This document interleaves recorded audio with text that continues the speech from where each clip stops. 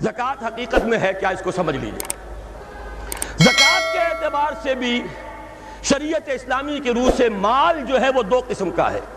جیسے زمین میں نے عرض کیا دو قسم کی ہے، خراجی عشری، ایسے ہی مال باطنی، اموال باطنی۔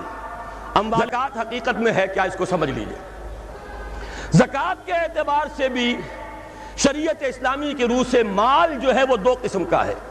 جیسے زمین میں نے عرض کیا دو قسم کی ہے، خراجی عشری، ایسے ہی مال باطنی، اموال باطنی، اموال ظاہری۔ کسی شخص نے گھر میں کچھ پیسہ رکھا ہوا پس انداز کر کے، یہ اموال باطنی ہے۔ کسی نے زیور رکھا ہوا ہے، چلیے سونے کی ڈلی رکھ لی ہے کسی نے، کسی برے وقت کے لیے، پتہ نہیں نوٹ جو ہیں وہ تو دھیلے کے رہ جائیں، جیسے کویتی دینار ہو گیا تھا، کہیں ایسی آفت نہ آ جائے کوئی تھوڑا سا سونا لے کر رکھ لو۔ یہ جو گھر میں چھپا ہوا مال ہے یہ اموال باطنی ہے، ان کی زکوٰۃ اسلامی ریاست نظام خلافت زبردستی نہیں لیتی، ورنہ تو گھر گھر جا کے جامع تلاشی کرنی پڑے گی، ٹرنک کھولنے ہوں گے، تکیے ادھیڑ کر دیکھنے ہوں گے کہیں کچھ رکھا ہوا تو نہیں ہے۔ اسلام کا نظام فطرت ہے۔ اموال باطنہ میں آپ کو آزادی ہے، زکوٰۃ چاہے دے دیں، آپ کا اور اپنے رب کا معاملہ ہے، وہاں حساب جا کے دے دیجیے گا۔ جیسے زمین میں نے عرض کیا دو قسم کی ہے، خراجی عشری، ایسے ہی مال باطنی، اموال باطنی، اموال ظاہری۔ کسی شخص نے گھر میں کچھ پیسہ رکھا ہوا پس انداز کر کے، یہ اموال باطنی ہے۔ کسی نے زیور رکھا ہوا ہے، چلیے سونے کی ڈلی رکھ لی ہے کسی نے، کسی برے وقت کے لیے، پتہ نہیں نوٹ جو ہیں وہ تو دھیلے کے رہ جائیں، جیسے کویتی دینار ہو گیا تھا، کہیں ایسی آفت نہ آ جائے کوئی تھوڑا سا سونا لے کر رکھ لو۔ یہ جو گھر میں چھپا ہوا مال ہے یہ اموال باطنی ہے، ان کی زکوٰۃ اسلامی ریاست نظام خلافت زبردستی نہیں لیتی، ورنہ تو گھر گھر جا کے جامع تلاشی کرنی پڑے گی، ٹرنک کھولنے ہوں گے، تکیے ادھیڑ کر دیکھنے ہوں گے کہیں کچھ رکھا ہوا تو نہیں ہے۔ اسلام کا نظام فطرت ہے۔ اموال باطنہ میں آپ کو آزادی ہے، زکوٰۃ دیں جسے چاہیں دے دیں، آپ کا اور اپنے رب کا معاملہ ہے، وہاں حساب جا کے دے دیجیے گا۔ اموال ظاہری کی زکوٰۃ جبراً لی جائے گی۔ وہ کیا ہے؟ یہ مال ہے جو دکانوں میں ہے، اموال تجارت۔ یہ فیکٹریاں ہیں جن میں فنشڈ پروڈکٹ بھی ہے، خام مال بھی ہے۔ یہ بھیڑ بکریوں کے گلے ہیں، ہزار ہزار بھیڑیں اور ہزار ہزار بکریاں، اونٹوں کی قطاریں، یہ ہے جو ظاہر مال ہے، سامنے ہے، کہاں چھپا کر لے جائیں گے؟ گودام بھی ہے تو وہ گھر تو نہیں ہے، گودام کی تلاشی ہو سکتی ہے، دکان کا حساب لگایا جا سکتا ہے۔ فیکٹری کے اندر اس کی زمین، اس کی مشین، اس کے ٹولز ایگزمپٹ، اس پر زکوٰۃ نہیں ہے۔ لیکن جو بھی مال ہے اس میں وہ دو شکلوں میں ہوگا، یا خام مال ہے، کپڑا بنانے کا کارخانہ ہے تو دھاگا پڑا ہے اتنے کروڑ کا، تیار کپڑا ہے اتنے کروڑ کا، اس کا 2.5% دے دیجئے۔ مال ہے 5 لاکھ کا دکان کے اندر، 2.5% دے دیجئے، اموال ظاہرہ ہے۔ اور اس میں اس سے کوئی غرض نہیں کہ سال بھر میں آپ نے کچھ کمایا کہ گوایا۔ جب تک آپ نصاب کی حد سے اوپر ہیں، چاہے آپ کا اس سال میں آدھا مال گیا، 10 لاکھ کی مالیت تھی، اب آپ 5 لاکھ کے ہیں، لیکن 5 لاکھ پر بھی آپ کو 2.5% دینا ہے، چاہے کمایا ہو چاہے گوایا ہو۔ اور یہ ٹوٹل پر ہے، کسی اکاؤنٹنٹ کی ضرورت نہیں، جو تاریخ معین ہے جا کر دیکھیے کیا مال پڑا ہوا ہے، 2.5% حساب کر کے دے دیجیے۔ اتنی رقم آئے گی۔ ابھی جو کہہ رہے تھے جنرل صاحب کہ یہ نعرہ بھٹو نے لگایا، یہ بالکل وہی بات ہے جو علامہ اقبال نے فرمائی ہے۔ مغربی تہذیب میں بھی ایک حصہ حق کا ہے، اگرچہ باطل نے اس کے اوپر پورا غلبہ حاصل کر لیا، لیکن حق کا حصہ اس میں بھی تھا۔ وہ کیا تھا؟ اوہام پر اپنی بات نہ قائم کرو، لا تقف ما لیس لک بہ علم ان السمع والبصر والفؤاد کل اولئک کان عنہ مسئولا۔ علم پر بات کرو، وہم پر نہیں، محض تصورات پر نہیں، محض توہمات پر نہیں، علم پر۔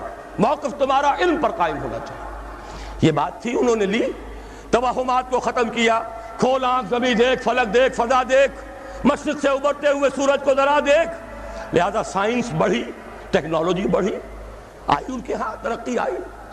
اسی طرح یہ سمجھ لیجئے روٹی، کپڑا اور مکان کوئی کافرانہ نعرہ نہیں تھا، یہ افراد کا بنیادی حق ہے۔ اور تاریخ انسانی میں پہلی مرتبہ عمر فاروق نے اس حق کا بیان کیا، اگر دجلہ اور فرات کے کنارے ایک کتا بھی بھوکا مر گیا تو عمر قیامت کے دن ذمہ دار ہوگا۔ کون مارکس ہے، کیا پدی اور کیا پتی کا شوربہ، کون کوئی جدید تصورات دینے والے ہوں گے؟ یہ کل کی پیداوار ہے اور آج ختم ہو چکے، آج ان کے چہروں پر کالک بلی جا رہی ہے، آج ان کے مجسمے گرائے جا رہے ہیں۔ عمر فاروق کا فرمان یہ محمد کے غلام اور ایک ادنا تربیت یافتہ سپاہی کا فرمان ہے، یہ تا قیام قیامت قائم رہے گا۔ ہر شہری کی بنیادی ضروریات کی کفالت ہے جو نظام خلافت کے ذمے ہے۔ اور اس میں تو جیسا کہ میں نے عرض کیا، اس میں تو حضرت عمر نے مسلمان نہیں کہا، صرف مسلمان نہیں، جانوروں تک بات پہنچا دی۔ اس کا مطلب یہ کہ غیر مسلموں کا بھی حق ہے، اس لیے کہ حضرت عمر ہی نے ایک مرتبہ دیکھا تھا، کسی صوبائی دارالحکومت کے دورے پر گئے تھے، کوئی ایک بڈھا غیر مسلم غالباً مجوسی تھا، وہ کچھ خیرات مانگتا پھر رہا تھا، بہت بوڑھا ضعیف۔ وہاں کے عامل سے حضرت عمر نے پوچھا یہ کیا معاملہ ہے، یہ خیرات مانگنے پر کیوں مجبور ہو گیا؟ تو انہوں نے کہا غریب ہے اور اس کے پاس کوئی ذریعہ نہیں ہے۔ فرمایا یہ بڑا ظلم ہے کہ جب یہ جوان تھا، کماتا تھا، ہم اسے جزیہ لیتے تھے، اور آج اگر یہ بوڑھا ہو گیا ہے اور اس کا کوئی والی وارث نہیں ہے تو ہم نے اسے سڑکوں کے اوپر بھیک مانگنے کے لیے چھوڑ دیا، اس کا بھی وظیفہ مقرر ہو جائے گا۔ یہ ذمہ داری، یہ کفالت عامہ ہر شہری کے لیے۔ اور یہ جان لیجئے تجارت میں اور صنعت میں یہ سارا فساد جو اس وقت ہے وہ اس وجہ سے ہے کہ عام آدمی، عام کسان، عام مزدور مجبور ہے کہ سرمایہ دار اور جاگیردار کی ٹرمز پر کام کرے، نہ کرے گا تو کیا کرے گا؟ ٹریڈ یونین بنا لیجئے، وہ بھی جیبی ٹریڈ یونین بنا لیں گے، ان کے اپنے ایجنٹ ہوں گے۔ اب لڑیے، خون کس کا جائے گا؟ مزدور ایک دوسرے سے ٹکرائیں گے، کچھ حاصل نہیں۔ اسلام نے کیا نظام دیا ہے؟ آپ غریب کو ضمانت دے دیجئے، اگر تمہیں صحیح ویج نہیں مل رہی، تمہیں صحیح مبادلہ نہیں مل رہا اپنی محنت کا، مت کام کرو، تمہیں بھوکا نہیں مرنے دیا جائے گا، تمہاری بنیادی ضروریات کی کفالت ریاست کرے گی۔ اب ہوئی برابر کی چوٹ۔ اگر کارخانے دار کہہ سکتا ہے کہ اگر آپ کو یہ چیز منظور ہے کام کیجئے ورنہ جائیے، سب مزدور چلے جائیں گے، میں لاک اپ کر دوں گا، کارخانہ بند کر دوں گا، لیکن یہ کہ مزدور اس وقت یہ نہیں کہہ سکتا، وہ تو کہے گا جناب اسی تنخواہ پر کام کروں گا، اس لیے کہ ایک دن کام نہ کرے شاید بچ جائے، 2 دن کام نہ کرے بچ جائے، تیسرے دن فاقہ آئے گا، اس کے پاس کھانے کو نہیں ہے۔ لیکن اگر معلوم ہو میری ریاست خلافت اللہ فی الارض، وہ ضامن ہے، وہ رب العالمین ہے، اور اسی کی رب العالمینی کا یہ مظہر ہے نظام خلافت، رحمت للعالمینی کا سب سے بڑا مظہر محمد رسول اللہ کی یہ نظام خلافت، یہ ضامن ہے، یہ مجھے بھوکا نہیں مرنے دے گا، یہ میرے بچوں کے لیے کوئی نہ کوئی چھت ضرور فراہم کرے گا، تو پھر اس کے پاس بھی بارگیننگ پاور ہے، وہ بھی قدم جما کر بات کرے گا کہ جناب یہ بیچ دیتے ہیں تو کام کروں گا ورنہ نہیں کروں گا۔ یہ ہے جو آسان ترین حل ہے۔ باقی یہ کہ جبر کیا تھا روس نے، اس کا حشر دیکھ لیا، اور سرمایہ دارانہ نظام اس وقت تو بڑا خوش ہے، اس کے ڈنکے بج رہے ہیں، اس کی فتح ہو گئی، سب سے بڑا دشمن سرنگوں ہے، وہ تو سجدہ کیے ہوئے ہے۔